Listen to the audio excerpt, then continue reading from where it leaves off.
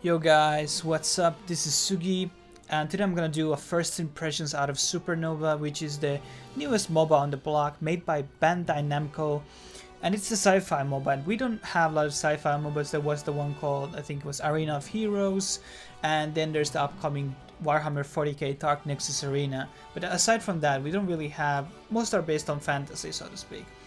And this is the first one that is going to really in depth to the sci-fi world. And you can see a lot of elements to there's StarCraft influences in this game. You can see Star Wars and Star Trek possibly. And then there's, of course, this is a Japanese game. You can see a lot of mecha in this one. You can see Gundam style stuff here. You can see robots with giant swords. I played one on one of my matches, and it probably was one of my favorite heroes so far.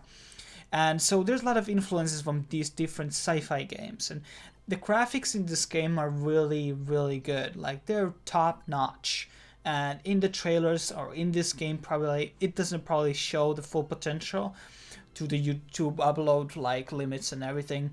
It has very good graphics, and this is up to par with Dota and League, and it's like very high-end graphics and very detailed, and you can see a lot of like structures and like alien monuments, monoliths, and kind of like a lot of detail in the map.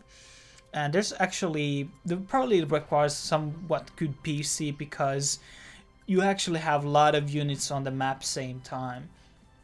But let's talk about what makes SuperNova unique from different MOBAs out there. There's a one probably biggest selling point for this game is the units. You don't control them. This is not a StarCraft plus MOBA. No, this is MOBA with a lot of micromanagement. Like, you could say you have an ability to use your gold. The gold will be used only on two things. You can put more waves, put more units to waves, so you're able to choose a loadout in this game which consists different types of units like tanks and infantry and air units, and you're able to add more air units to a wave and like upgrade them. And then there are other options to, instead of putting more units and mass, focusing on more on like stock. So like what that means is you're just upgrading the ones you have. So you can upgrade their armors and attack damage and everything like that, and other special upgrades that the units may or the infantry may have. And that's really interesting. That brings a lot of depth to the game. On top of this, you will be using your hero.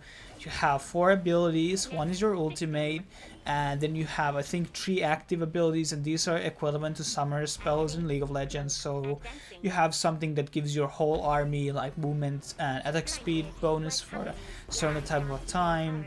Of course, you have a ward there too, which you can plant.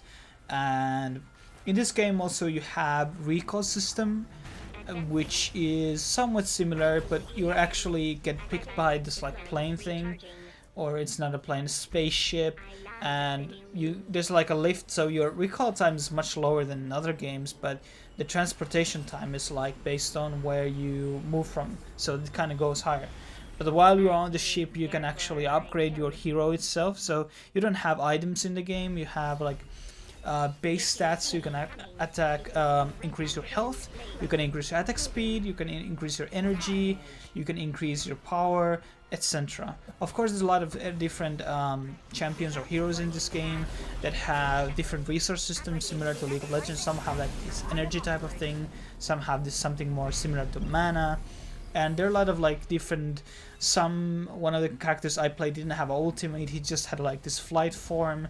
So there's a lot of diversity in types of the designs of the characters, and of course like diversity in the loadout. So there's a lot of like external depth in this game when it comes to customization. So it has also this kind of like a rune system which enables you to pick out like a certain loadout, which consists like I think 3 or 4 things, and there's like an armor penetration, attack speed, lifesteal, and like these kind of stats. And once you level up in the game, you're able to teach them, and so it doesn't really give you necessarily a lot of edge to other players, but you're able to get these commander spells or whatever they're called more if you're higher level in this game. Right now there's not too many players inside the game, so the matchmaking might be a bit unbalanced against the players with higher level.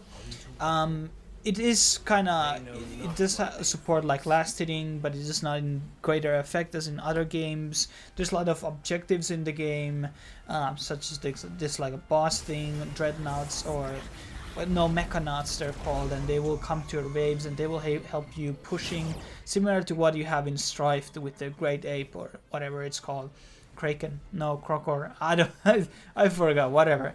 But overall, like, you have the objectives, you have a possibility for the jungle too. What I also like about the game's things is the map is symmetrical, so both sides are equal to each other, and like the other one isn't overpowered to other, which is kind of problem in Dota or League of Legends, where you don't have an actual like symmetrical 100% symmetrical map, which will bring advantages to other side, which is kind of problematic. But I think it's just wrapping things up. This is a first impressions video, so some of these things might have been incorrect because I'm not an expert on this game yet, but going to my point, I'm gonna do of course a full review of this game later on.